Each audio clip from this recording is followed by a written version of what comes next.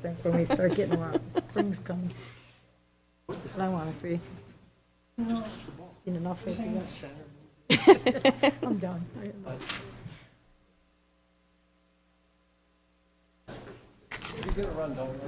Did you? Buy the kids for a while. A letter from the finance, maybe they're gonna want my check. Hey, it's 7 o'clock. Today is January 18th, 2022. This is the Victor Zoning Board of Appeals. I'd like to call the meeting to order. First, I'd like to start with the Pledge of Allegiance. Pledge allegiance to the flag. One nation, under God, visible, with liberty and justice for all.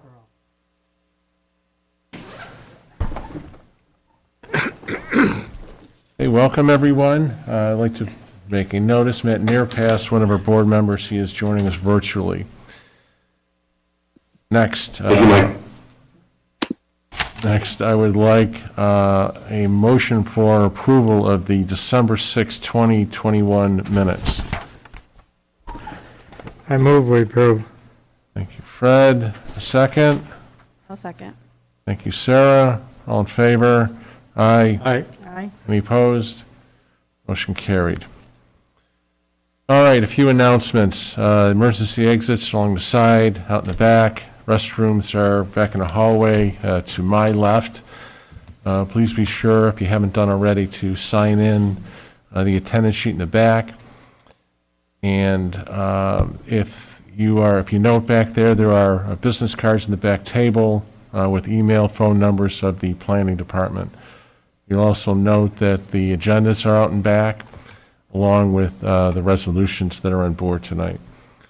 Please be courteous and turn off your cell phones or silence them so as not to disturb the meeting itself. If you have any conversations that need to take place, please take them out back in the hallway. Forgive me for those that have been here before, but those who haven't, just some ground rules. Applicants will be permitted to come up to the podium, make their presentation. If there are any exhibits that haven't been presented already, certainly we'll take a look at them. Because we're creating a record, please do your very best that if you're talking or referring to a map, a photograph, whatnot, use compass directions. Try and use structures or as best as you can to identify it with words. Try not to say, well, over here and over there, because it's going to be a very difficult record to create. So do your best with that. The other thing I would like to ask is the board will do its very best not to interrupt the applicant. So you take your time, you say what you have to say. At that point, once you're completed with your application, what you have to say, the board will go ahead and ask some questions. So in the same vein, please don't interrupt the question of the board. Again, to create a solid record, let's not talk over each other. With that, hopefully there aren't any questions. If there are, you'll let me know. First is we're bringing back the Bell Atlantic application. Good evening, Robert Bergdorf, law firm Nixon Peabody, here again. Back again on behalf of Verizon Wireless, and along with others with me, whom I'll reintroduce for the record to the extent their testimony becomes necessary. Again, this is an application for a wireless telecommunications facility, specifically a 140-foot monopole next to the water tank at Route 444. At the December meeting with the ZBA, we reviewed the project, need for the height, need for the project, and why it triggered a need for an area variance before this board in order to keep the the pole close to the water tank to consolidate disturbances. So for aesthetic reasons, you want to keep it as close to the water tank as possible. It's also where the landlord wanted it to get it out of his field so it would maximize his ability to farm. Since then, we've had 2 meetings with the planning board. The planning board had some landscape changes, which we've done. Confirmation it wasn't lit, which we've taken care of. A couple other things with the planning board. So we're through that process with the planning board. They don't really involve this board, those issues, but just wanted to note that for the record. We have been there twice, and the planning board last week issued a negative declaration for purpose of seeker, his lead agency, and then approved the special permit and site plan.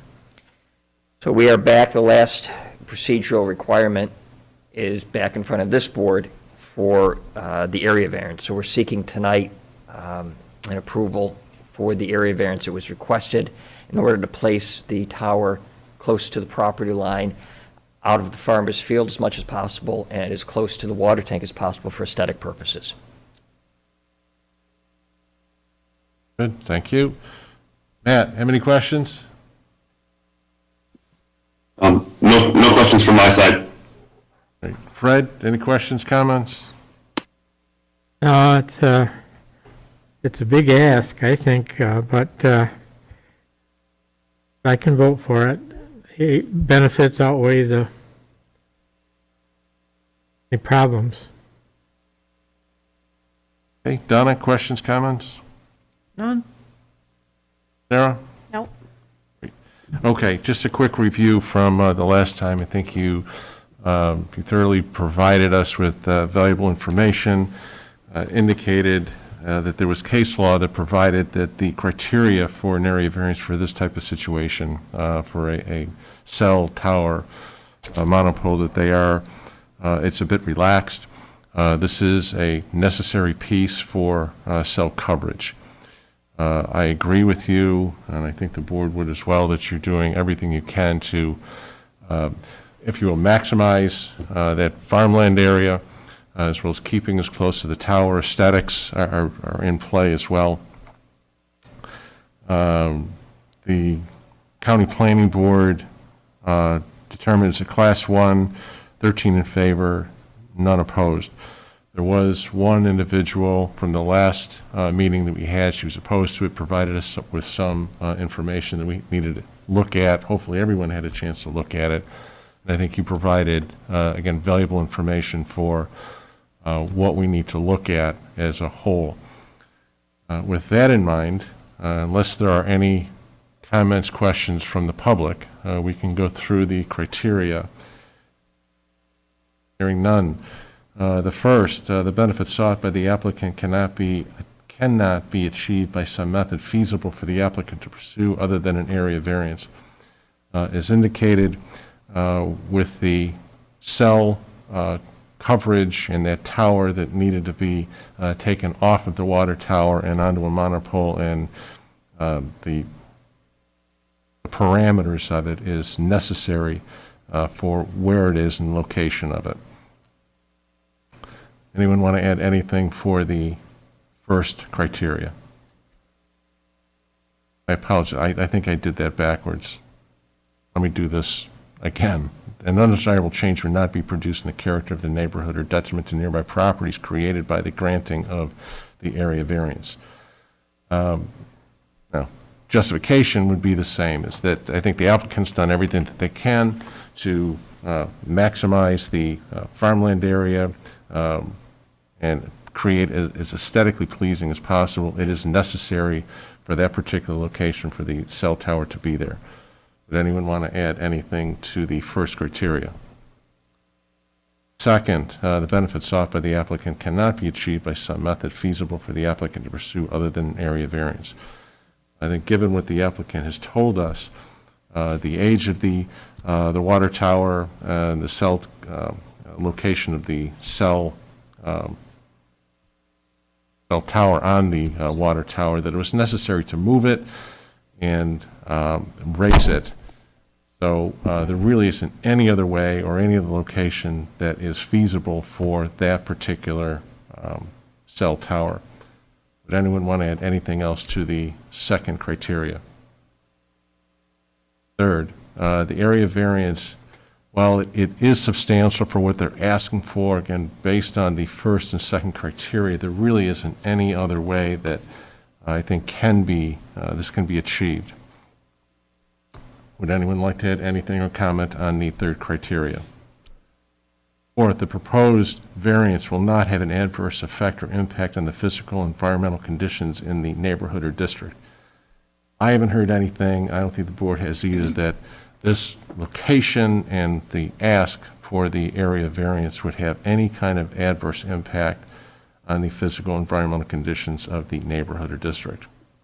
Would anyone like to add anything or comment on the fourth criteria? Fifth, the alleged difficulty is self-created.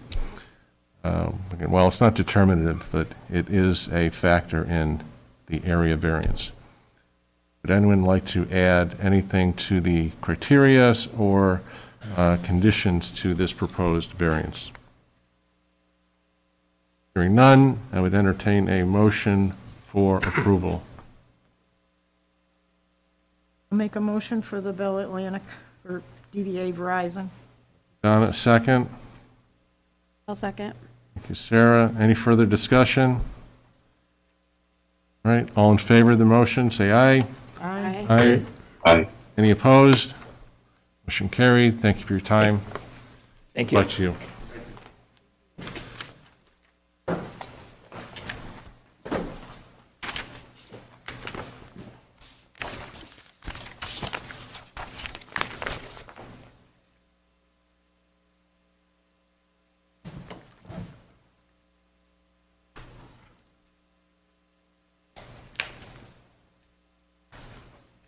Next, we have Daryl Komowski. Yep, Sorry if did I pronounce it right? you did, yeah. All right, good. You are looking for a variance for a shed 11 feet from the property line. As I understand it, the shed has been there for 7 years, right? It's a 10 by 12 shed? That's correct. Okay, so we're on the same page at least with that. So go ahead, make your application, and we'll go from there. Okay, so, yeah, the shed's been there for quite a while. Originally, I had a company installed that I thought I needed 10 feet, and then I've got these leach lines underground that run, that's right where my septic leach lines go. So I put it as far as I could up against the closest leach line. So I kind of had to squeeze it in there. And it actually could be more than 11 feet to the west property line with my neighbor. Because he found the pin back there last week, and he kind of measured it, and he thinks it's probably is 15, 16 feet, but when I did it, I came up with 11, so I'm not An sure. engineer? No, he's just a dude. Okay, so for now, we're going to go with the code enforcement officer that Yeah. says you're 11 feet. Okay? Okay, keep going. But, so, in my yard, I've got 2 rows of grapevines, I got a bunch of fruit trees, there's not really anywhere else I can place this thing. So I've kind of pinned in where I had to go with it. It's been there for a while, it doesn't seem to bother anybody back there nestled in the corner by the trees and everything.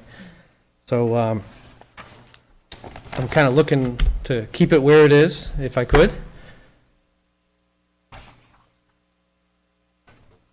You all done?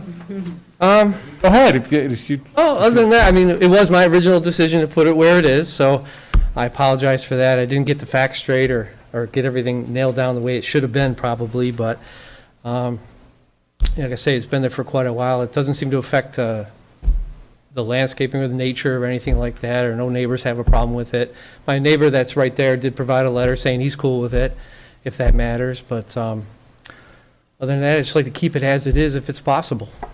your neighbor, Jerry he's had- not here, right? You just, the letter? No, he gave me a letter yesterday. Okay, great. That's Yeah. Jerry Hedden Yep, at 1056 Nature's Way. Doesn't That's have an correct. issue with it. correct. That's correct. Yes, okay. Yep. All right, so we're going to ask you some questions. Certainly answer them. If you want to add more later on, you certainly can. All right? Sarah, you have any questions? Nope, just a comment. I drove over on Sunday and I think I could barely maybe see the shed from even the road. So, I think 4 feet is a very minimal ask.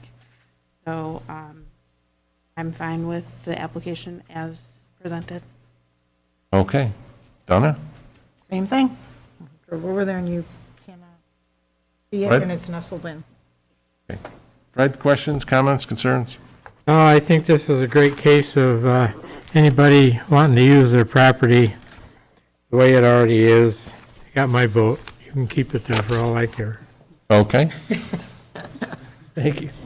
Pat, questions, concerns, comments? Sure. I don't disagree with what my colleague just said, but I generally have to ask you're looking for 4 feet, right? That's correct. And what if you just had to slide it over by 4 feet? I really can't, because right alongside of the shed is a leach line, so I'd be going right over top of it. But the leach lines are, what, 18, 20 something inches below ground? I mean, it's not, you're not going to have to dig or anything, right? No, but I was told you can't put anything on top of a leach line. Okay. And there's no other place that's kind of feasible for you to, I'm sorry, there's 2 rows of grapevines, I don't know if you can see them there, they're on the other side of the leach field, they kind of run north-south, and then I've got a bunch of fruit trees and a pool's going in, which might not be in that picture yet, which takes up most of the backyard. So it's kind of limiting all my spaces. okay. And you said earlier, no objection from the neighbor, right? That's correct. Okay, I'm all set. Great. So looking at the survey map, and I think to Sarah's point as well as Donna's, you're 628 feet from the right-of-way, plus or minus. Is that about right? Sounds about right. Okay. And as far as what Matt was getting to in relocating it, whether it's being moved 4 feet or 40, 50, 60 feet, any idea what the cost is to move the shed? No idea. Okay. And your neighbor, who's at 1056, that would be to, compass direction, give me a second here. Is he on the closest side of where that shed is? Yeah, he's the one that is, Okay. he shares that property line with me. All right, Feet to the west. all right.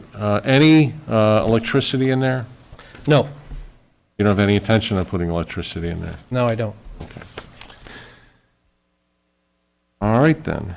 I think we have it pretty well set. I have to ask anyway out there, anybody in the audience want to speak for or against the application? No? We have 1 for. Suzie, is there anyone online that you can tell? No. All right. All right, then. Let's walk through the criteria. Well, before you do, anything you want to add? Comment, concerns? No, I think that covers it, I think.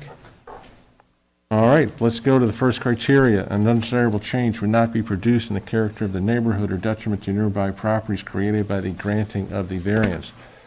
Although the shed has been there for approximately 7 years, and it is some 600-plus feet from the right-of-way, as well as a neighbor that doesn't object to the current location of the shed, it doesn't appear that there would be any kind of negative change to the character of the neighborhood or detriment to nearby properties by granting this variance. Would anyone like to add comment on the first criteria? Second, the benefits sought by the applicant. You want to say something? Pardon me? Just Al, like go to ahead. correct one of the numbers that you used. According to the drawing, it's 368 feet. It's the lot that's 600 feet deep. Gotcha, so it's, I see the number now, I misread it, so 300, oh, your eyes are better than mine, 368? 368 feet from the right-of-way. Thank you, Al. Yeah, the whole back portion of my property's a conservation kind of area. I can't touch it. So I don't know how deep. It's got to be a couple 100 feet deep at least. Right. That I can't touch. And as this board has known before, those who have wanted to put things in those conservation easements have been told you can't do that, so. Yeah, I stay way away from it with everything. Okay. All right, on to the. They made that clear when I bought the place. Good, good, good. On to the second. The benefits sought by the applicant cannot be achieved by some method feasible for the applicant to pursue other than an area variance. Short of moving that shed, the 10 by 12 shed, clear across the other side of the property, there really isn't any other way to solve it, and primarily it's because the leach field prohibits him from moving it. Would anyone like to add anything to the second criteria? Third, the area variance is not substantial. The applicant is looking for 4 feet, especially given the size of the property and also with his neighbor being willing to accept the current location, it does not appear that it is substantial. Anyone like to add anything to the third criteria? Fourth, the proposed variance will not have an adverse effect or impact on the physical and environmental conditions in the neighborhood or district. It's been there for 7 plus or minus years. There hasn't been any indication that there's been any impact on the physical and environmental conditions in the neighborhood. So I think it's a safe position to have that it hasn't had any impact. Would anyone like to add anything to the fourth criteria? Fifth, the alleged difficulty is self-created. The applicant admits that he put the shed there. Sounds like unknowingly, but that isn't a all or nothing, if you will, piece of the criteria. So would anyone like to add anything for conditions to the proposed variance? Hearing none, I would entertain a motion for approval for this variance. I make that motion. Fred, and I need a second. Thank you, Donna. Any further discussion? Hearing none, all in favor, say aye. Aye. Any opposed? Hearing none. Very good. Thanks so much. Have a Thank great you. night. Thanks Have for a your great effort. night, guys. Good luck to you.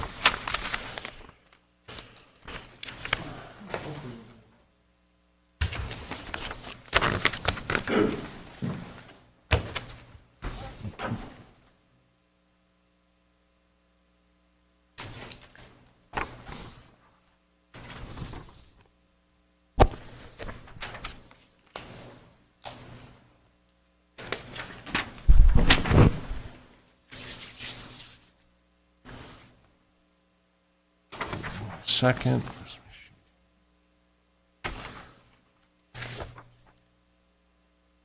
All right, the next application is Komark Holdings, 7241 Valentine Road.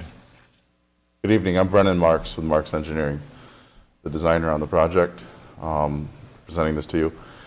What we have is an existing barn building that's on the north side of Valentine Road. It's associated with a house that's on the south side of Valentine Road. There's the property there. It is about 300 feet east of High Point Road, which is where the Constellation offices were, or are. So the property intent of the property is to subdivide it for 4 new single-family homes and the existing home on its own lot, and then 3 lots that will remain unbuilt at this time. The variance request we need here today is the accessory structure in front of a principal structure, which would allow us to build a house on lot number 2. The barn does encroach on the right-of-way. It is our intent to keep the barn. It's in fairly good condition. It's matches a lot of historic barns in the district, or in the area. It's not a historic landmark or anything, but it's a nice piece of the historic fabric of Victor, especially this area. So our intent is to maintain it. That's it, okay. So, Matt, questions, comments, concerns? None at the moment. All right, Fred, questions, comments, concerns? Is it clear of the right-of-way of the road? No, it's not. It actually encroaches on the right-of-way.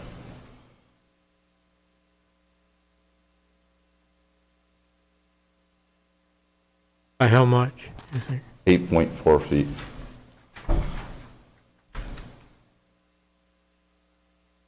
The location of the structure is in relation to the right-of-way, is essentially grandfathered in.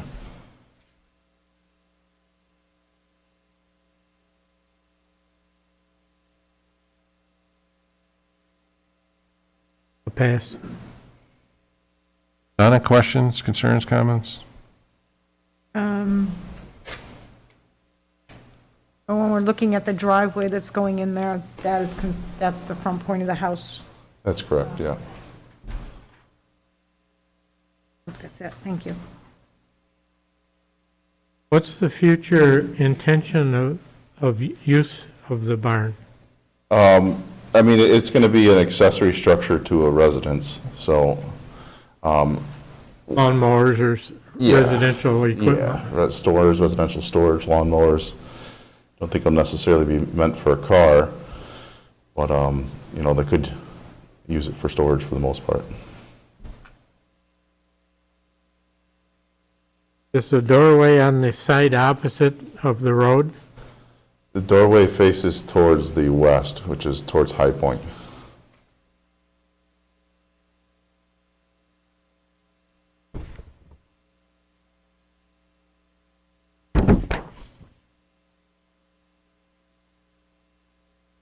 Anything else, Fred?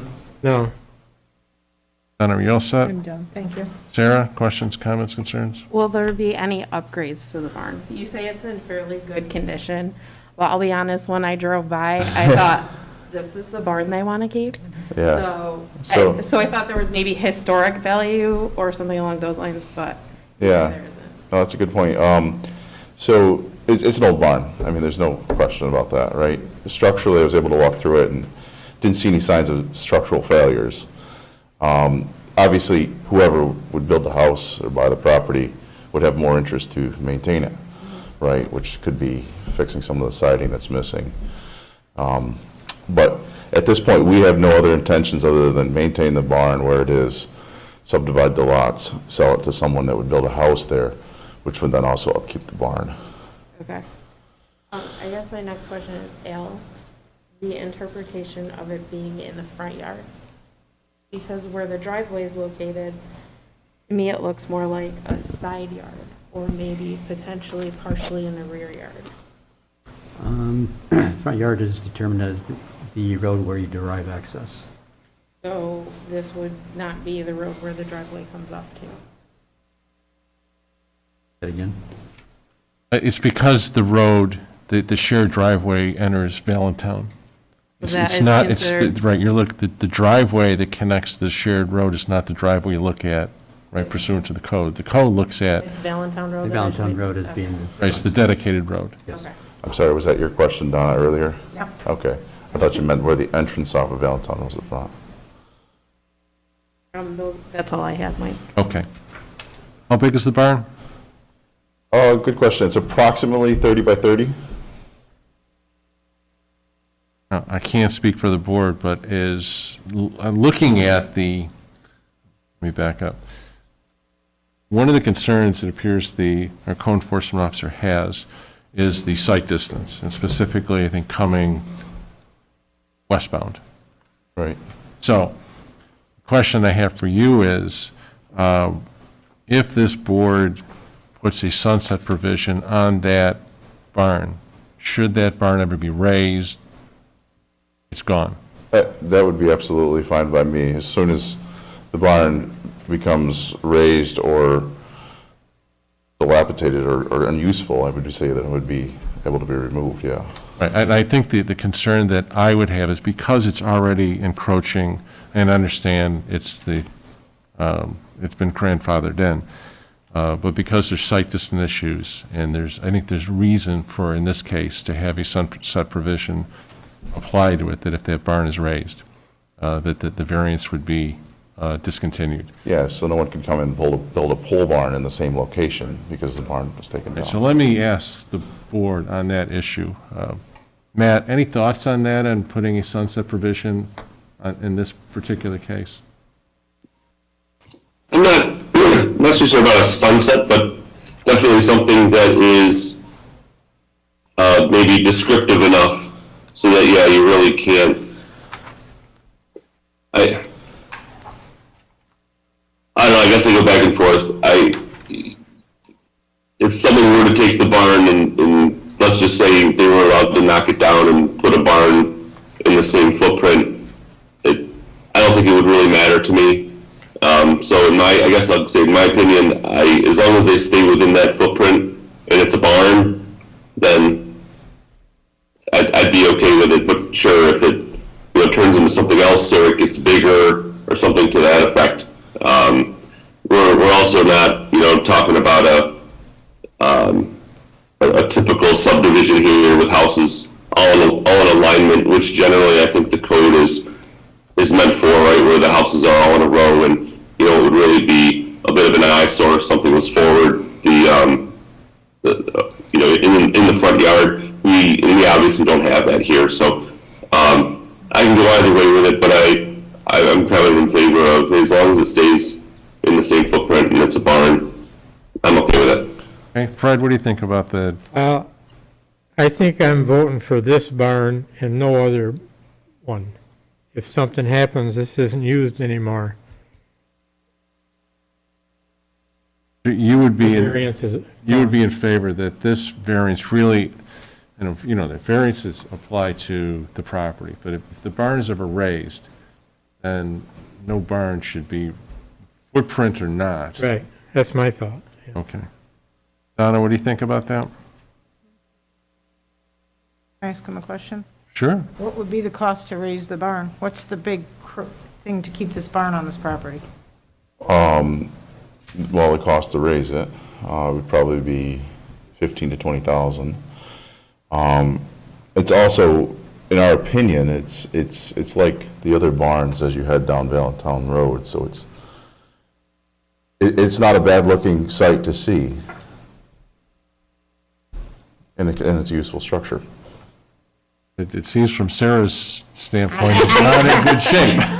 It doesn't, isn't. It was just my thoughts when I drove by. Yeah, I mean, if you were to go in it, and you're welcome to, but it's a big old timber frame barn, and there's not very many of those left that are standing. It is a timber frame? Okay. It is. Okay. Nope. I just wondered what the approximate, okay, thank you. And I just want to clarify my statement about the size. It's 30.2 feet wide, east to west, and 40.2 long, north to south.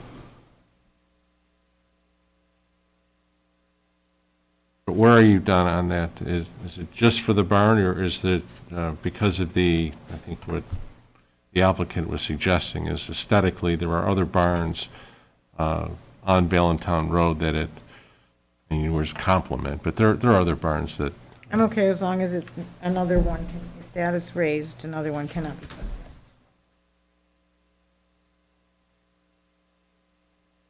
okay, Sarah, where are you on this?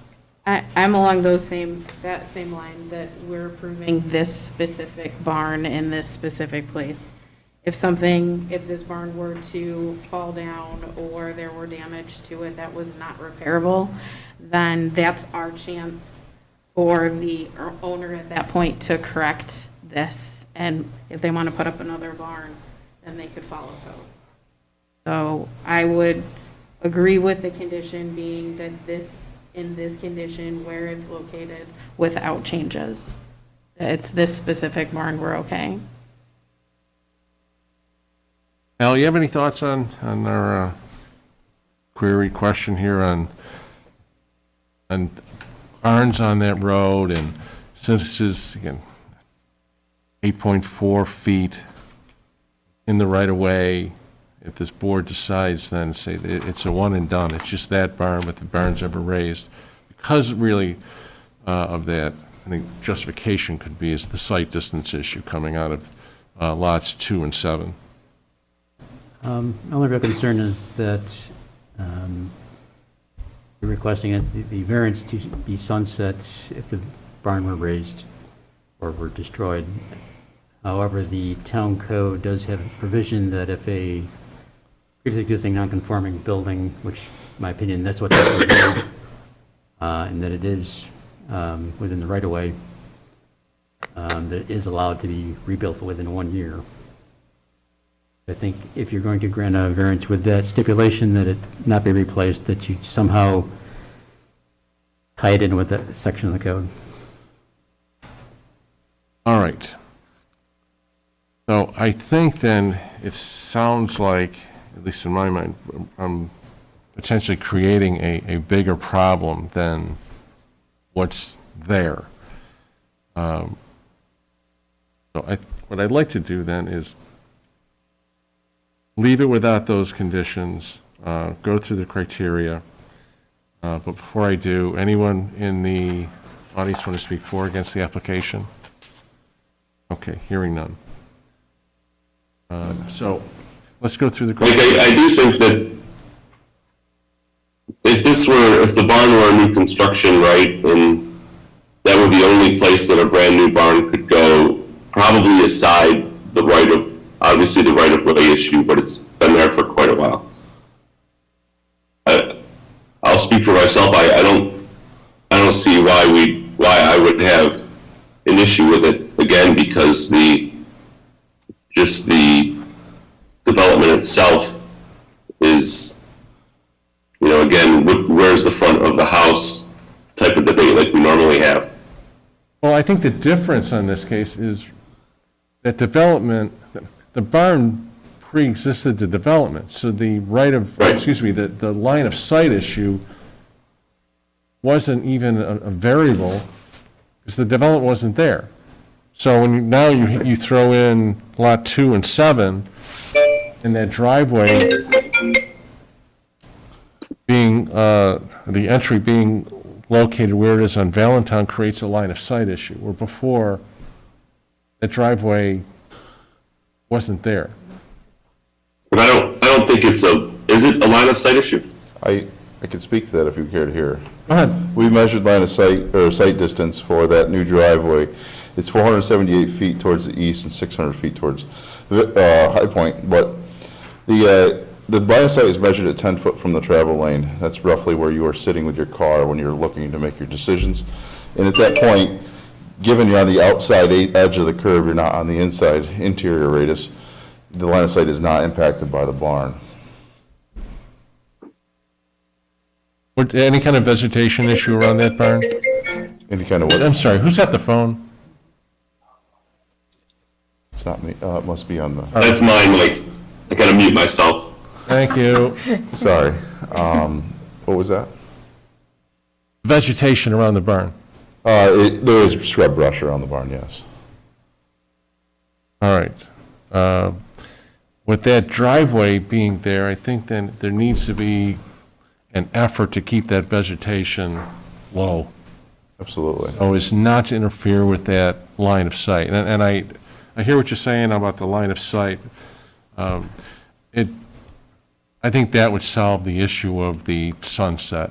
Okay, that's Just keeping great. that vegetation, not to interfere with the line of sight. That sound good with everyone on the board? Right. All right, so let's go through the criteria and see where we get. First, the undesirable change would not be produced in the character of the neighborhood or detriment to nearby properties by granting of the area variance. It is a pre-existing barn. There is an issue, if you will, the right-of-way being 8.4. Again, it is pre-existing, but any kind of line of sight issues that proposed, where the driveway is going to enter into a Valentine, is going to be mitigated by keeping the vegetation as low as possible at or about the barn. Would anyone like to add anything on the first criteria? Second, the benefits sought by the applicant cannot be achieved by some method feasible for the applicant to pursue other than an area variance. Outside of raising the barn, there is no other way for the applicant to pursue other than this area variance. Anyone want to add anything to the second criteria? Third, the requested area variance is substantial. The location of the existing barn, I think in and of itself does speak to it being substantial. Anyone want to speak to the third criteria? Fourth, the proposed variance will not have an adverse effect or impact on the physical and environmental conditions in the neighborhood or district. This is really a location and a line of sight issue. It has really little or nothing to do with the physical or environmental conditions of the neighborhood or district. Anyone on the fourth criteria? Fifth, the alleged difficulty, I'd say it is self-created. It has a lot to do with the proposed development and really not a lot to do with the barn, but still in and of itself, it is self-created. And the only criteria that would be considered here is to keep the vegetation at or about the existing barn at a minimum so as not to interfere with any kind of line-of-sight issues on Valentine Road. Would anyone like to speak? I need a motion for approval on this. Anyone want to make a motion for approval on this? I'll motion for the approval. Thank you, Matt. A second. I'll second it. Thank you, Sarah. Um, Sorry, Donna, I was looking the other way. See, that's what happens. Boy, oh boy. All right, Just want you to have your record straight. thank you. Any further discussion on this one? Well, I still sort of like the idea that we're approving this barn and another one can't be put here. We would need full board approval on it, though, or at least a majority of it, and I'm not hearing that we're going to get that. I'm not either. I'm and- not hearing it either. Okay, then, and I appreciate your comments, but if you want to vote against it, you certainly can, that's your choice. So, any other discussion on this motion that's before us? All right, all in favor of the motion, please say aye. Aye. Aye. Aye. And opposed? Nay. Just the one nay. Sarah? I am also against it. Okay. We have 3 for, 2 against. All right, then. Motion's approved. Thanks so much. Good luck to you.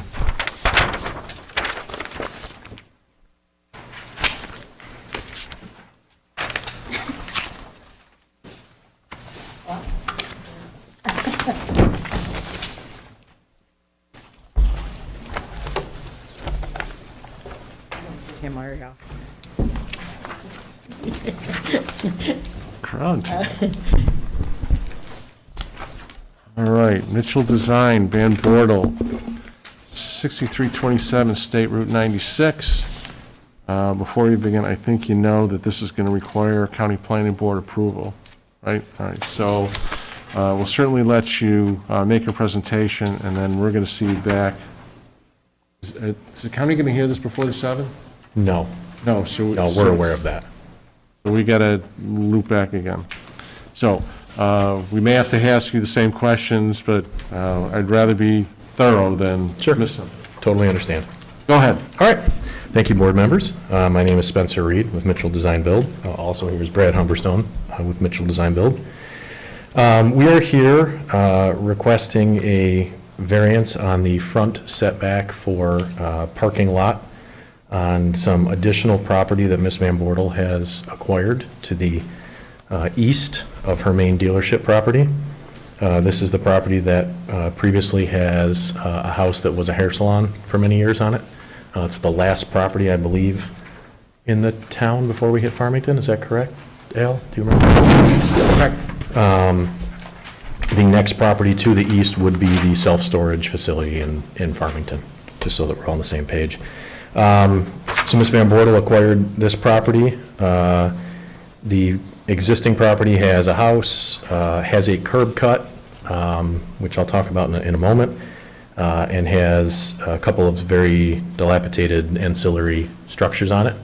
The plan is to raise all of those structures and then extend the front row of parking for the dealership along the front there and have a kind of common maintained front parking line for the site. The existing properties to the west, the main property, and then the secondary property that has what we call building number 2 on it,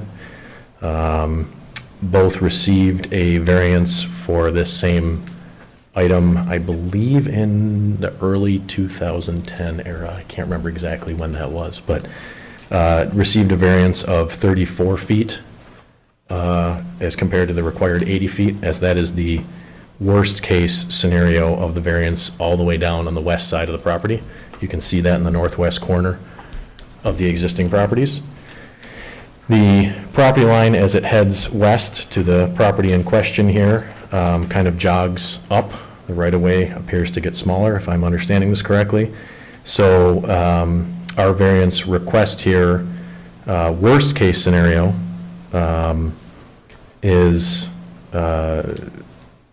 somewhere in that same kind of 34-foot area, but averages out at about 41 feet, because it's actually considerably deeper as it goes to the east.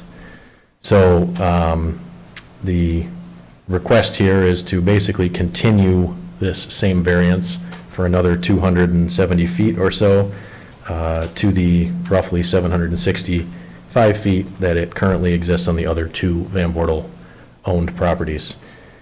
The existing curb cut that serviced the house and the salon will be removed. The actual curb cut in the right-of-way will remain. We've been working with the DOT on the requirements around that and discussions with the planning board.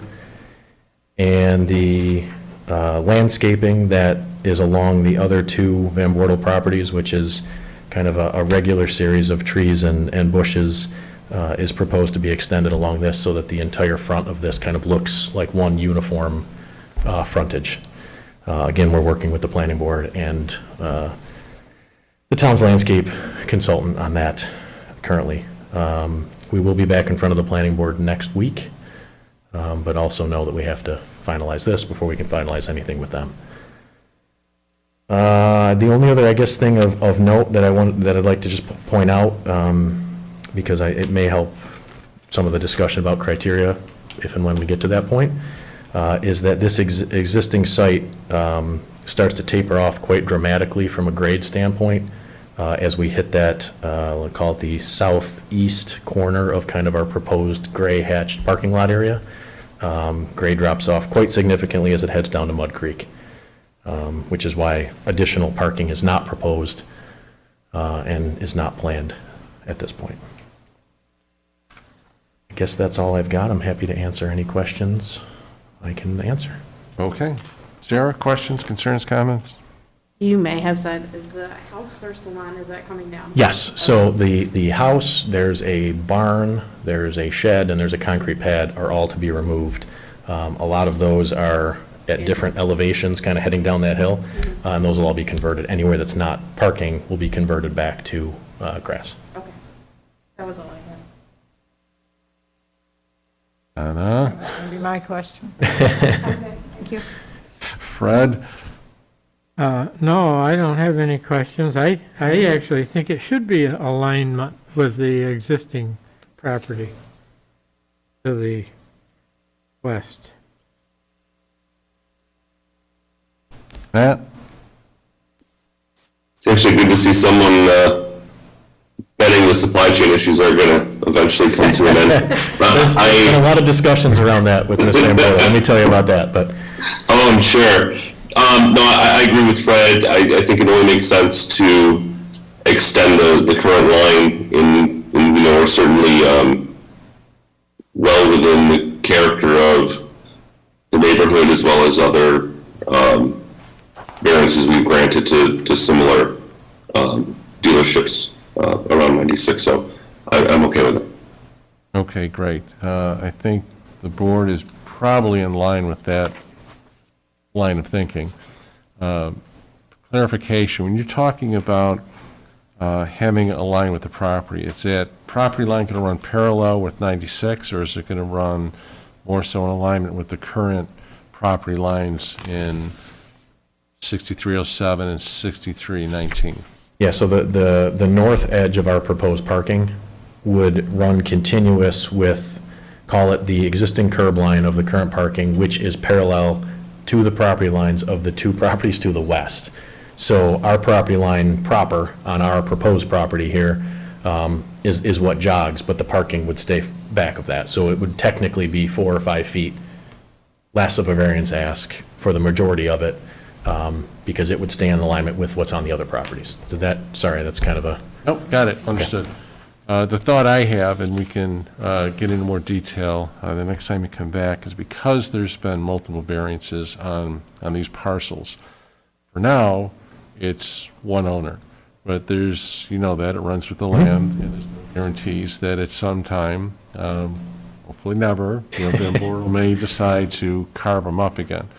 So it's to try and keep all this in a continuous reference, so who knows who's going to be here on this board, a year, 10 years, whatnot, down the line, is to create a meshed set of variances. So for this particular variance, should it be granted, all those other variances that were granted in the past is going to be kept in this particular file.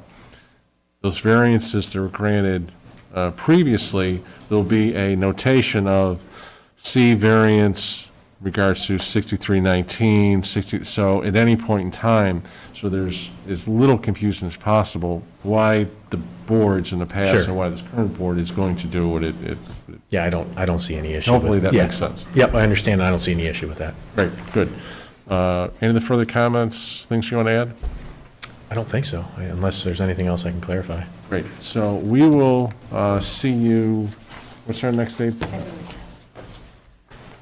But the county won't be back, so.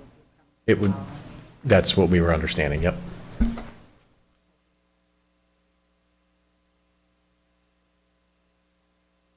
Yeah, so we're going to have to get back to you on when That's the fine. meeting after February 7th is, Yep, okay? no problem. We'll see you again. Thanks. Thanks, board members. Have a great night. All right, you too. You too.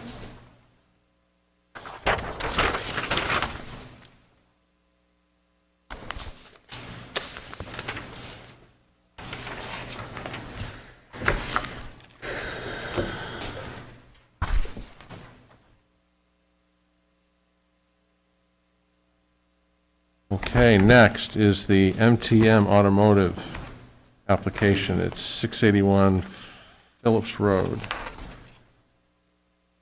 Good evening. My name is Max Vasta. I have an auto repair shop at 681 Phillips Road, and I'm looking to add auto sales to the property. I did have the dealer license previously, not knowing that there was a different variance with having cars for sale to the auto repair that I was already granted. I thought it was all one thing with DMV. I'm not looking to put a used car out there. I'm looking to, at the most, have 2-3 cars for sale at times. Most of my sales that I do is word of mouth. I go to auctions for people. So everything is basically sold before I even get it to the lot. So I'm not looking to put 50 cars out for sale, and that's not how I use my dealer license.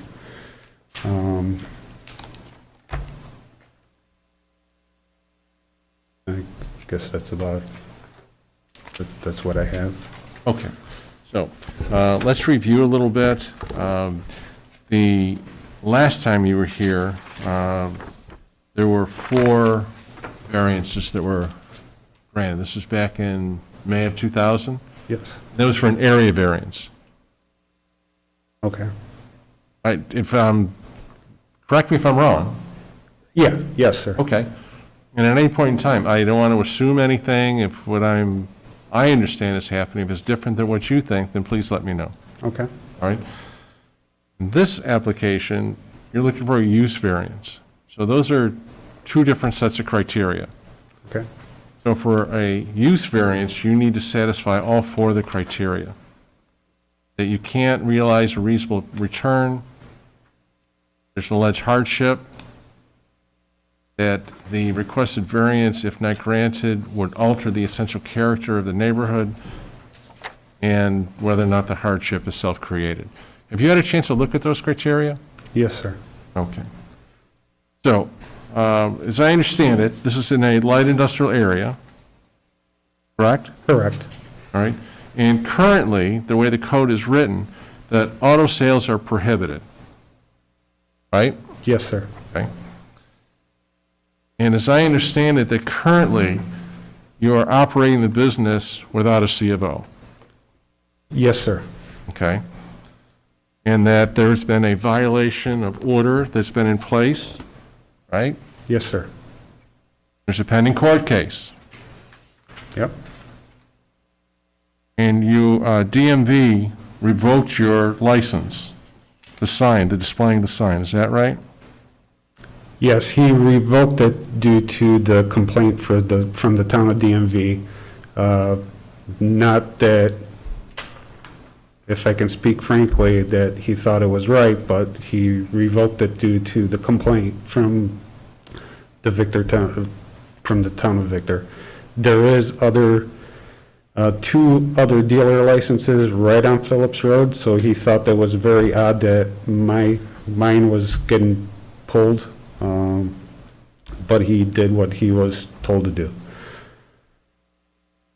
Okay, there's, in my mind, the he said, she said, I have no idea who you're talking about, or there's really no verification of the conversation that you're telling me that took place. All that I have in front of me is that the display DMV license, it was revoked, and you were told to take it down. Yes, sir. Accurate or not? Yes. Okay. And I look back, and I remember that when you wanted the variance back in 2020, that property, you wanted to put up a pole barn, and part of the rationale was that you were going to clean up that property. There wasn't going to be cars and scraps and things around. You wanted to get that into the barn and make that a more appealing looking piece of property. Or was I mistaken about that? Yes, sir, and I am working on that.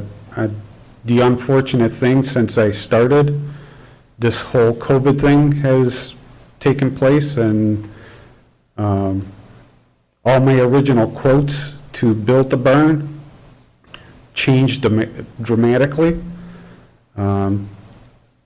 So I moved on, and a lot of things have happened that put me short.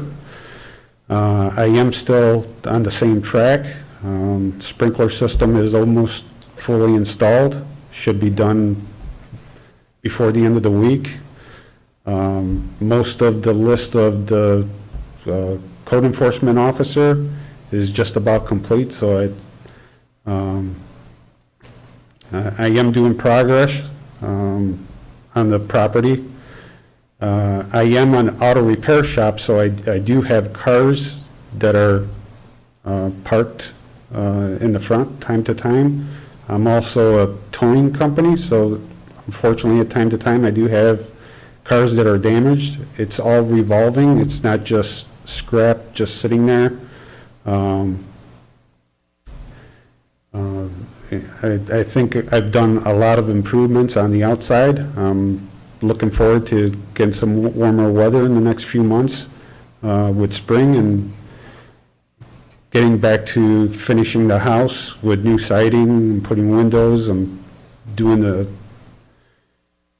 roof as we speak. I am doing a lot of it myself. Who owns the property? My girlfriend and I, And who owns the business? myself. But it's, I think you've told the board here that you were still operating that business without a C of O, is that right? Yes, I did. I am using, not in full capacity, but I do take jobs here and there to try to pay for things. I don't have another job. This has taken a lot longer than I originally anticipated. Having the dealer license that I've had at all the other locations in Victor, and I apologize, I didn't realize that having a dealer license was separate from having an auto repair shop. I didn't realize that there was a different variance on that part.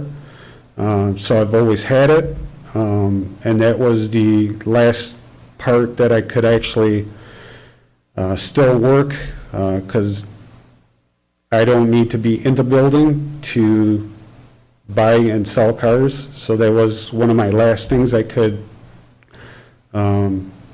do and not work inside the building. And that was a way for me to have money to finish the inside of the barn, the house, the outside. So have I done things not exactly like I wished? Yes. But I'm having a little hard time. I understand that, but have you been issued a stop work order? I did, yes, I was issued. When was that? The week after the first court date. I apologize. It's been a few months since they extended that. Okay, so fair to say 2 months, 3 months? About 2 months. All right, and you're still working there? Yes. I did go to the town and talk to Jack Marner, letting him know that I am using the building, and the original conversation I had with him was that, you know, he'll work with the business owners. I'm not trying to hide anything from anybody. I'm not trying not to get a C of O. So I guess and I appreciate you being transparent with this board at this point.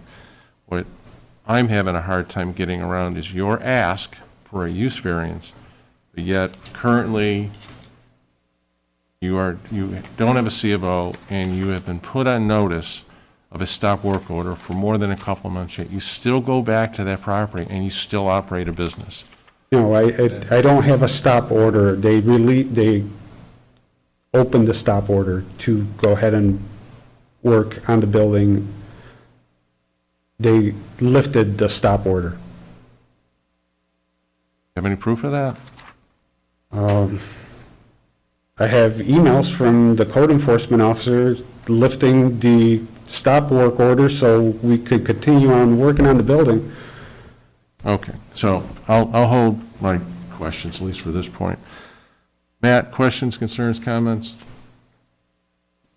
I mean, there's a code enforcement officer there. He should know that if I still have a stop order, or if it's been lifted. As far as the emails I have from Rick, it said that was lifted. He came in and looked at a few things that he wanted to start. He looked at the trusses that were fixed. That was one of the original problems in the hurricane clips. Rick, the code enforcement officer, he came into the building. He looked at those were taken care of. He gave me a new list of things to do, and as far as my understanding of the email, it says lifted stop work order, so I can work on the building. Am I wrong? No? As far as I know, he should be able to continue working on constructing the building, should not be working in the building on any other businesses other than constructing the building. And I am doing that in a very limited way, and I understand I'm breaking the law or stuff, but when there's absolutely no money, I either do it in the driveway or I do it inside the building. I mean,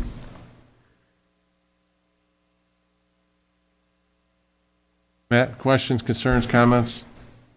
Not necessarily questions.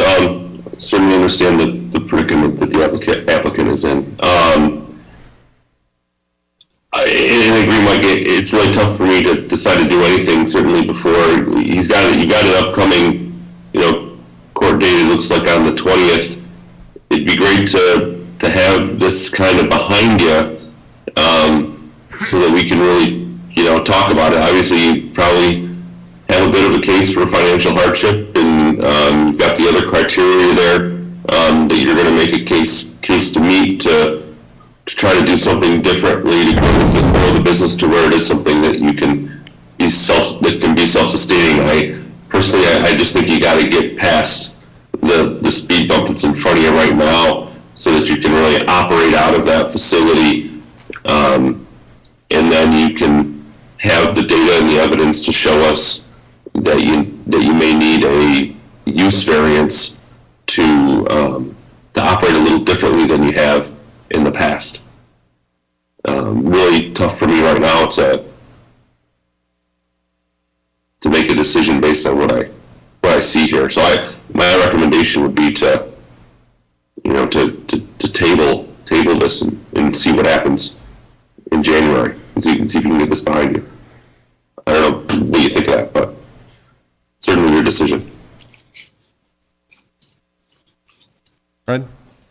I went by 3 times, and it was a mess each time I went by, and the last time was last Wednesday, about 4:30.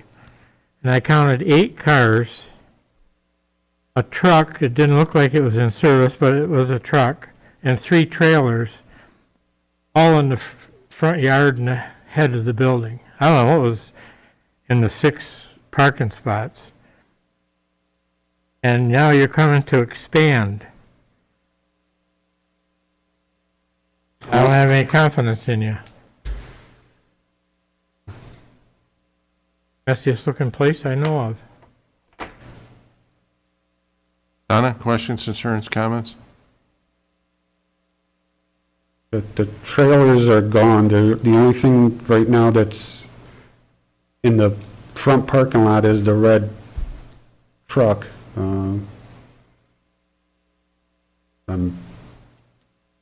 Again, I have to work on the back parking lot that I need to get done, where I have more room to not make the front look the way it is. My plans aren't to keep it the way it is. I'm not growing the business. It's a license that I've had. I understand that it's not permitted there at this point. But having the license isn't gonna make the place look worse or better. It's just a license for me to be, it's a tool. I'm not planning on parking a whole bunch of cars there for sale. That's not my plan. That's not how I use my license.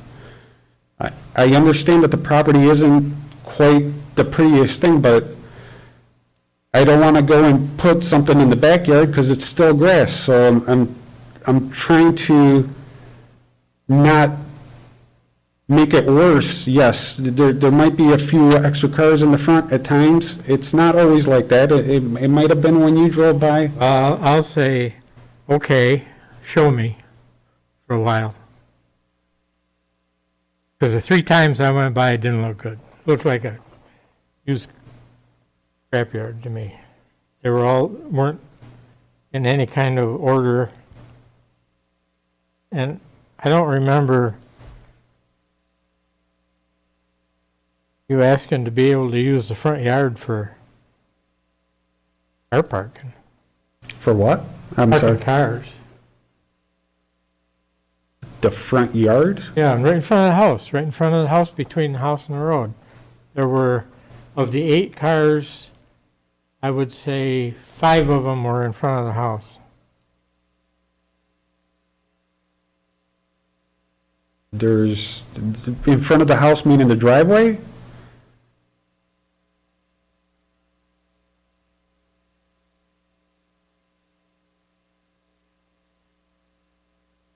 Hold the thought a second. Well, I'm not sure where the driveway starts.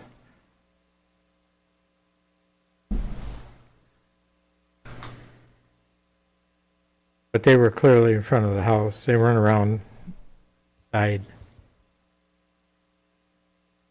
Okay, but cars in general doesn't make it look like a junkyard. I surely don't ever put any cars that get towed in that are damaged. I put those behind the fence. So I am making sure that it doesn't look like a junkyard. Yes, the house isn't very appealing right now. Originally, when I had the grants, the stuff granted, you guys wanted 25 feet of the driveway done. I thought, hey, if I'm gonna have the driveway done, let's make it look nice all the way to the building. So have I possibly done things not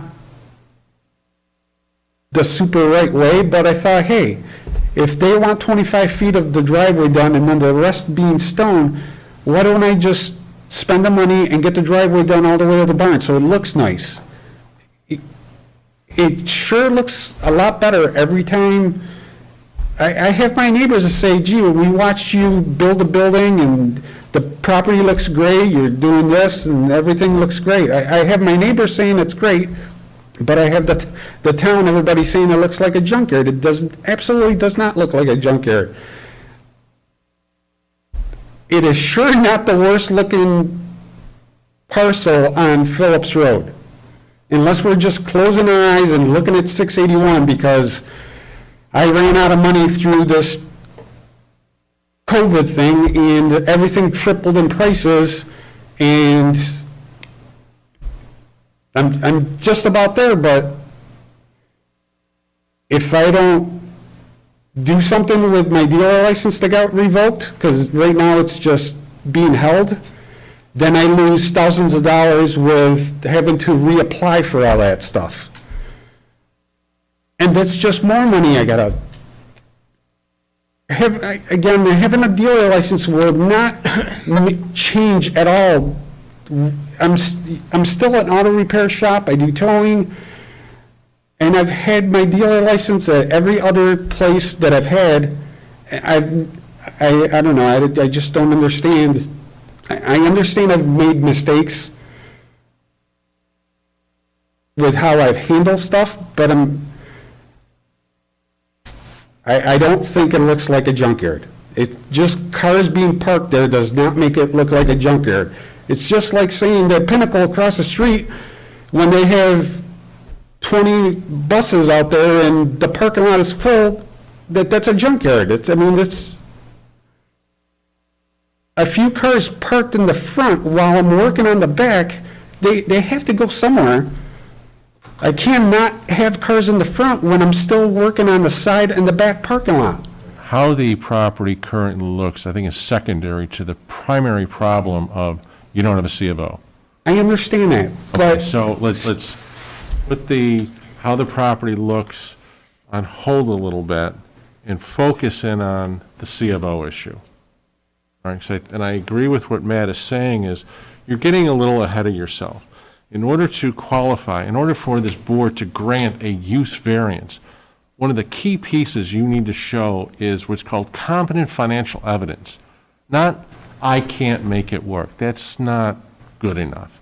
You have to show financials, documentation, tax returns, something that says, in essence, I can't use the property how it's being currently zoned. You can't, right now, you asked for a variance for that property. You wanted to run a tow truck operation in that particular location. You don't have a C of O. You really shouldn't be doing any kind of towing service. So until you get the C of O issue cleared up, you can't really run that operation for the tow truck operation and say, I can't make a living as a tow truck operator. Therefore, I need to sell 2 or 3 cars to make this thing work. So, I think that's what Matt's trying to tell you, and I agree with it. You're getting way ahead of yourself. You got to solve the C of O issue first, and then say, it's not working for me, and then say, I need to sell 2 or 3 cars in a lot to really make this business click and keep my head above water. So, I don't think you're there yet.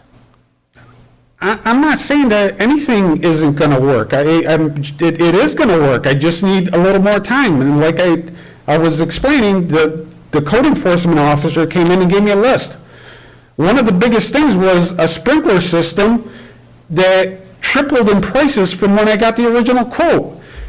But somehow, my old landlord on the same street on Phillips Road, he can get a hardship waiver and have a building that's twice the size of mine with no sprinkler system in it. But here I am asking for just a little help from my community, and I have to lose something. I'm not getting something new. I've always sold cars. I sold cars at 749 Phillips Road, on Hannon Parkway, on Victor Menden. All those places I've rented, all those places I've always had that stupid red sign. But now at 681, it's not permitted. I understand that. I guess I didn't read the law right, and I had to pay the $200 to get that granted. That's fine, not a big deal. But it's kind of funny how other people, somehow, they can have a hardship when, gee, they sure shouldn't have a hardship, and they can get a sprinkler system waiver, and here I am paying over $60,000 for a sprinkler system that a one-person shop sure doesn't need, but it's just about installed, and we're worried about a couple cars that are parked a little bit wrong while I finish this C of O problem. This board doesn't. It also, on this thing, says there's no retail on light industrial. But it's kind of funny that down the street at 749, there's a guy with a blue light all night long flashing, coming by my flags. He's a retail person on a light industrial building. How come that landlord gets to do what he wants? He can get somebody that sells flags and has a blue light flashing in the middle of the night all night. How does that happen? Here I am, I finally get to buy my own piece of property.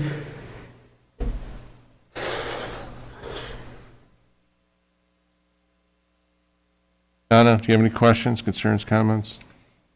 None right now. Sarah? I have many, but I feel like it's just beating a dead horse at this point because I'm in full agreement with both you and with Matt that he's putting the cart before the horse. And with all due respect, you applied for this during COVID. So using COVID as an excuse not to be able to get your C of O, get your work done, is not an excuse. I'm not using it as an excuse that when I got my quotes and got everything, the whole COVID thing didn't start. I didn't realize that there was going to be a price change on everything that was ever built, and everybody doesn't have staff or stuff. I'm not, it's a legit thing. I'm not using it as an excuse. It's a legit thing. I went from one price that tripled, lumber that tripled. Am I making this up? Go to Home Depot, see what a 2x4 costs. I'm not making an excuse because of COVID. It happened and everything tripled, so it kind of put me way over budget on everything. Will it be done and be done correctly? Absolutely.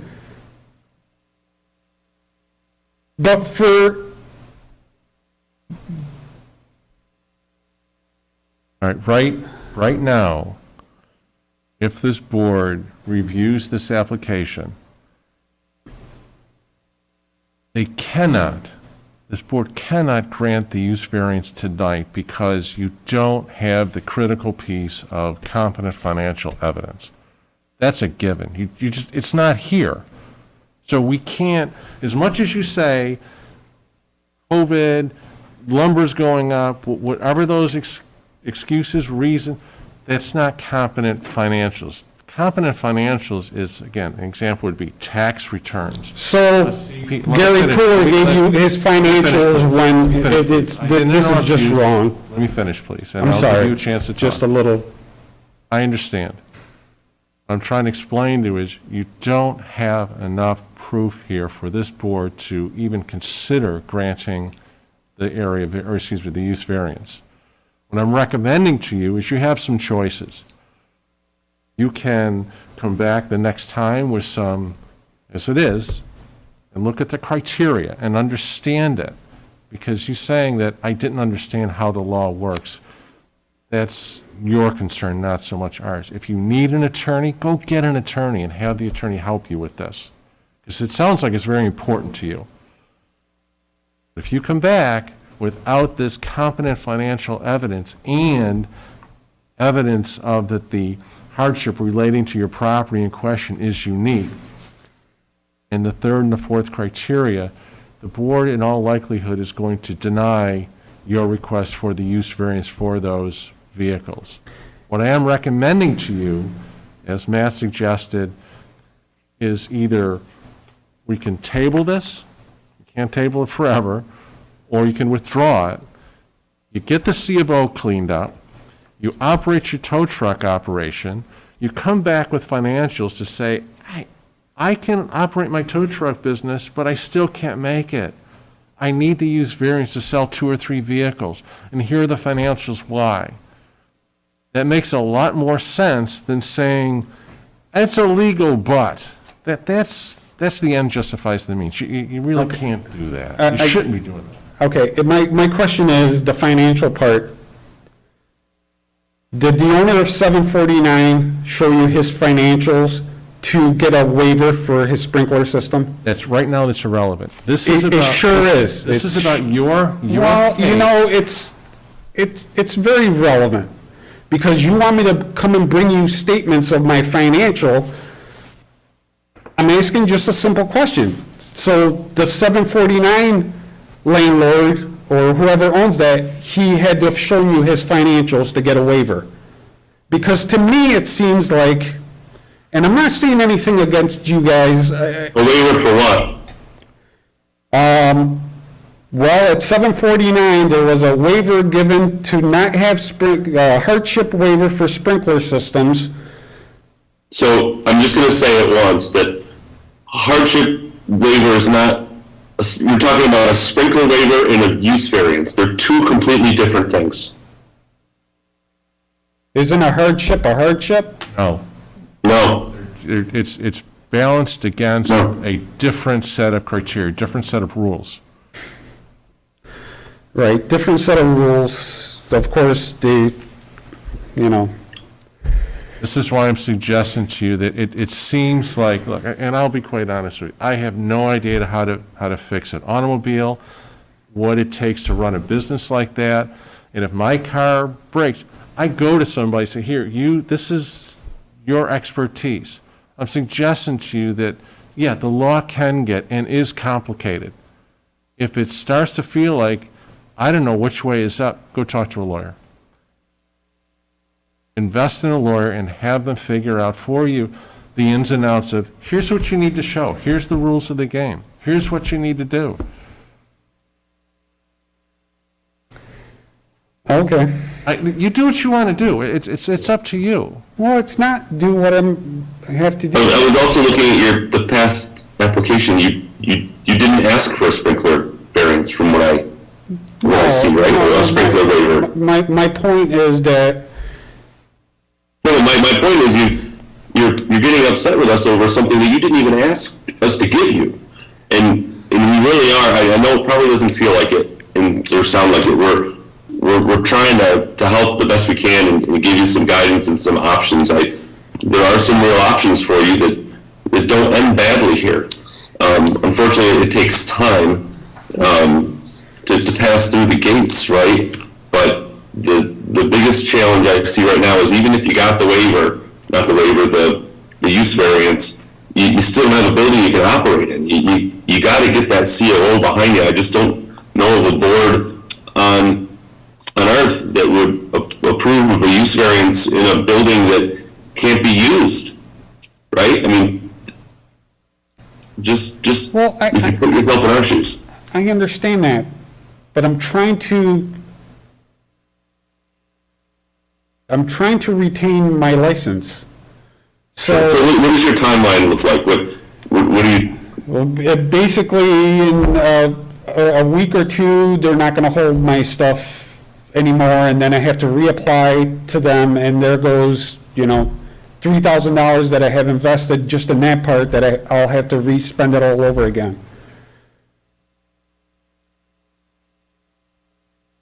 I don't know. I wish I had some better advice. At the end of the day, you can try to work something out with them, but you gotta get what's in front of you right now behind you to really take the next step. It's just the question on the sprinkler system that I didn't even bother asking you guys is that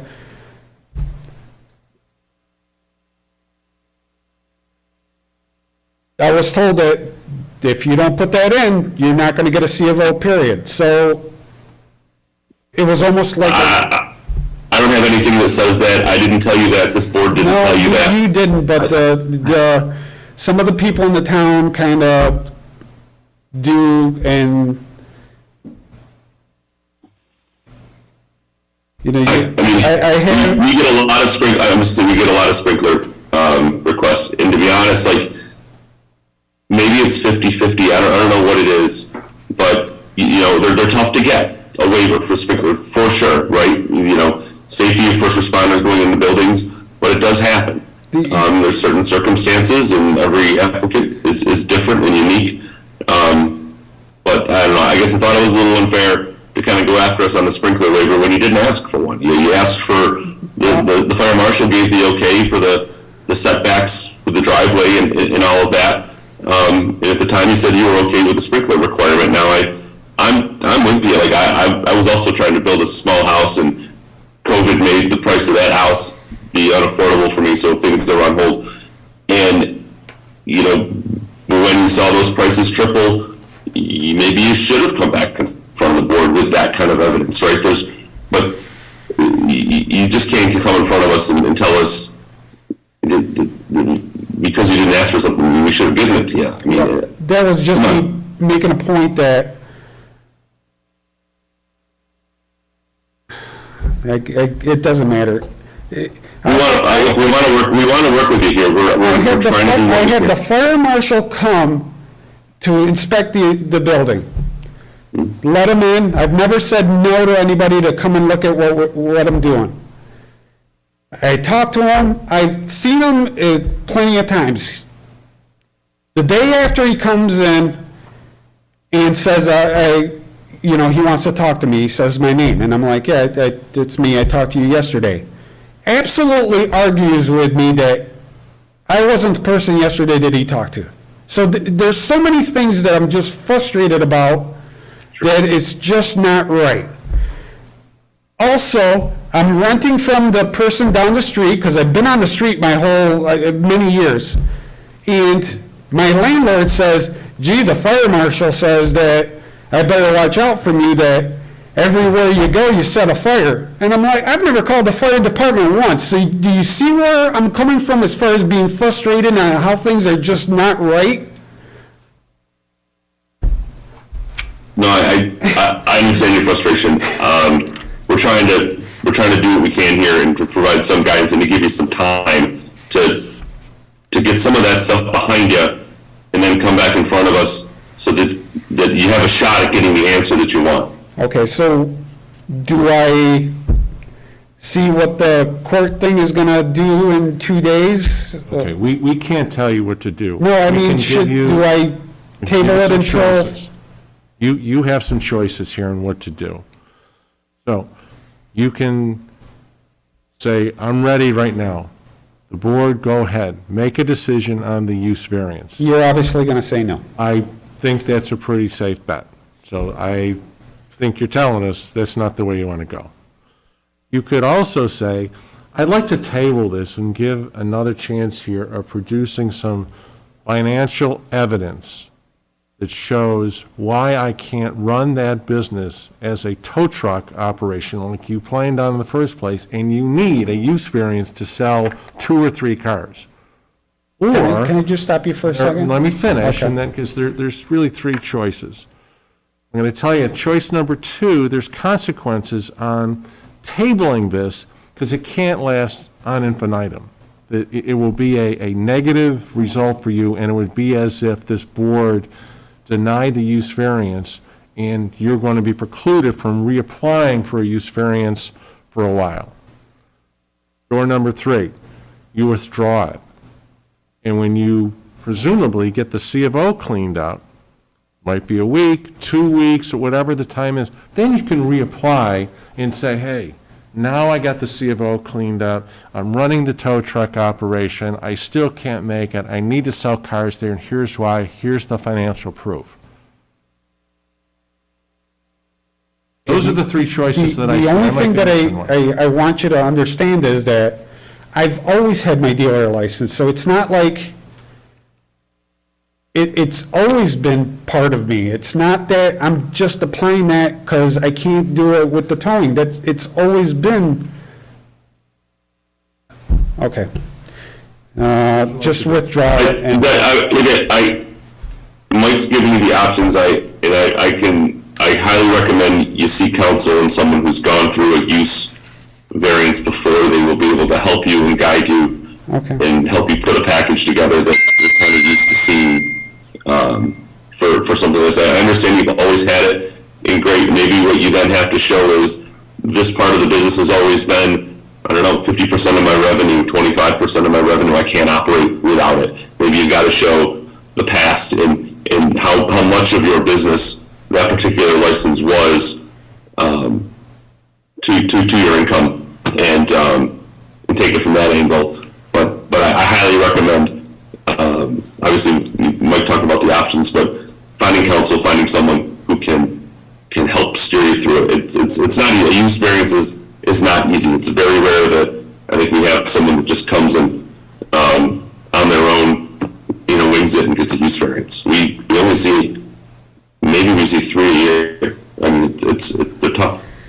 And I, to his point, you don't have to decide if you wanted to withdraw. You could talk to an attorney, and the attorney might say tomorrow, next, whatever the case is, holy cow, you really should be doing X, Y, and Z. You can call up the town and say, I want to withdraw, I want to continue, I want another date, I'm going to bring my financials. But it really, to Matt's point, and I agree, it sounds like there's a lot of things that are swirling around. This does sound like you're frustrated. And if you get some solid advice on which direction to go, it might help you in the long run. So just one more thing. So it doesn't matter that there was dealer licenses right on the street. There's literally 7 of them in light industrial right within a mile. That may help your case when you come in front of us with a full package. Okay. I mean, because we hear it from you right now, I mean, we can't just hold a vote and say, hey, the applicant said there's 7 of them down the street, let's just give them one, right? I would say that probably helps your case if you can show there's people in the same district that have the same type of operation in you. So it probably helps your probability of success on that. It just has to be part of a comprehensive package and not just hey, I'm pulling this out of my back pocket, here's 7 businesses that have them. I think it's great information and great data, and it would be something that, if I saw that in an application would support granting it versus being the only one or being the first where something is specifically prohibited.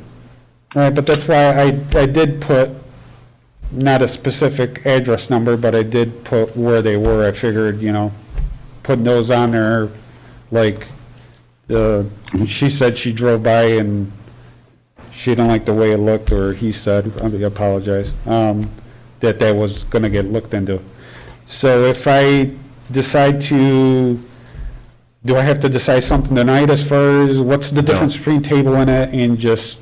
For now, right, if you want to table it, sleep on it, and if you decide you want to withdraw tomorrow morning, call us up. Okay. If you want to talk to an attorney, it may not be a bad idea, and let us know. I want to consult an attorney, and you'll keep in touch with us. But you need some guidance here. It's a big ask, and as Matt said, use variances are hard to come by, so. Okay, thank you for all your time, guys. Okay, have a good night. You too, take care. Thank you. Sir, I've been sitting patiently out there, and are you all set? You're just observing? Yes. Okay, good. All right. Next on board, a date for after February, because of March, right? We got to do some juggling. So, Kim, what are our options? Everybody seemed okay with going to the 3rd week, but Susie thought maybe we're all together just to make sure it's okay.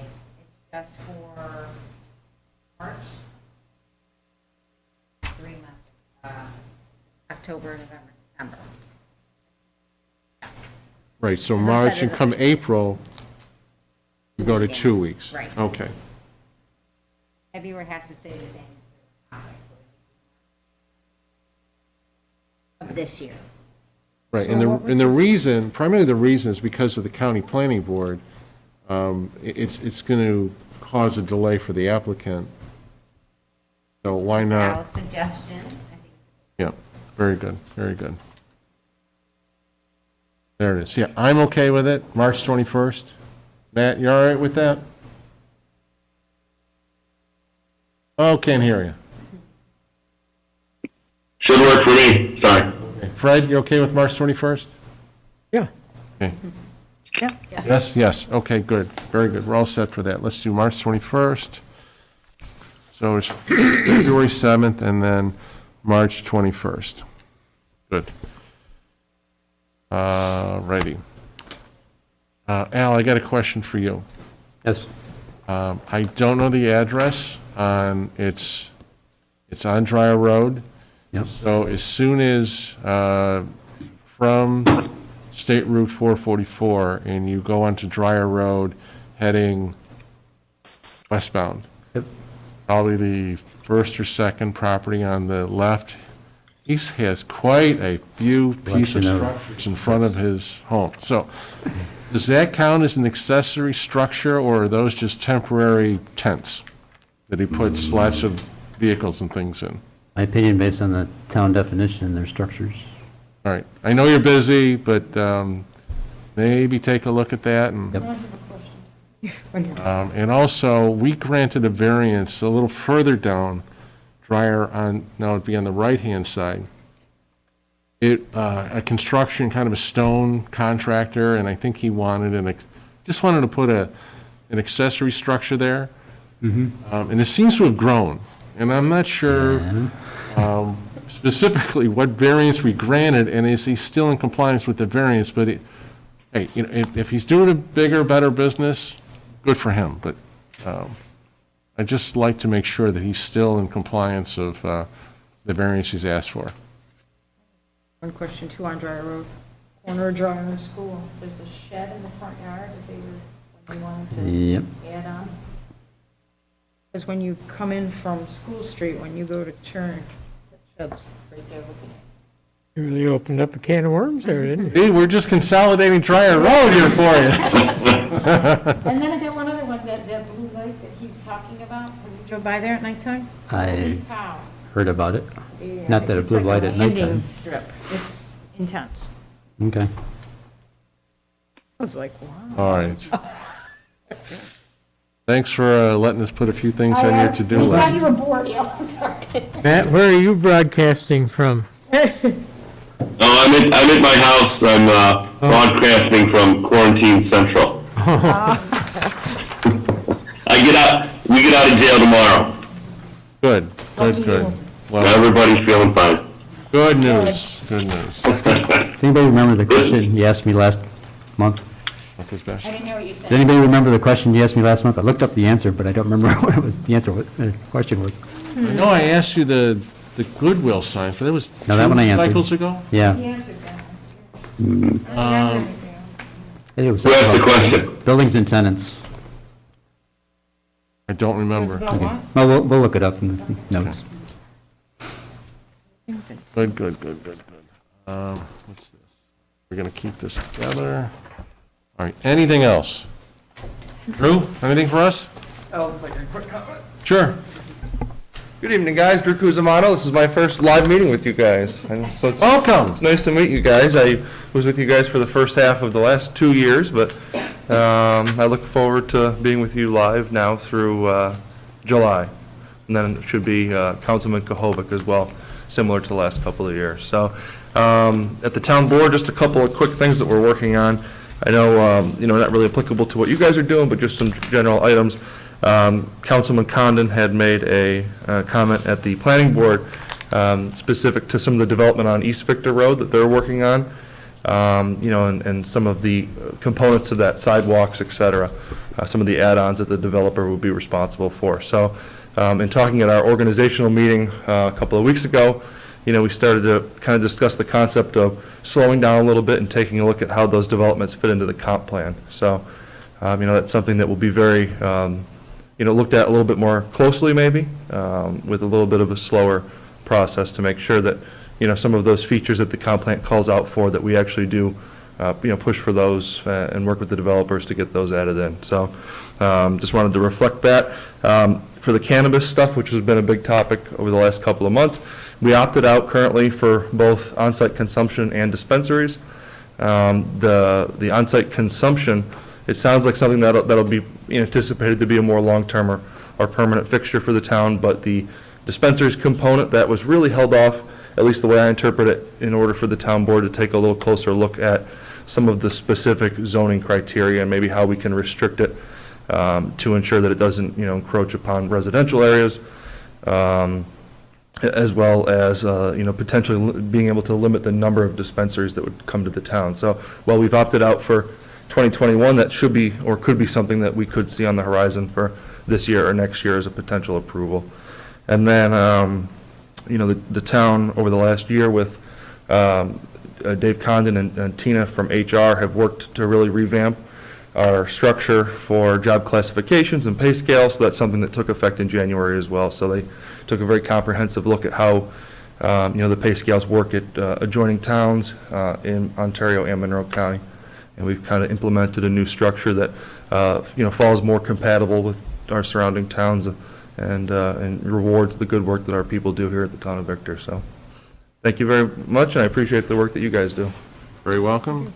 Anything you need from us?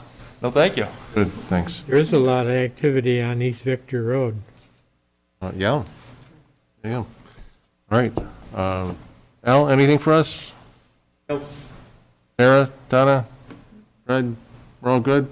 Yeah, I'll try to think of Al's question for the next meeting. Good, thank you. All right, entertain a motion to adjourn. I move. Very good. Thank you, all in favor? Aye. Good, thanks. Have a good night, everyone. Take care.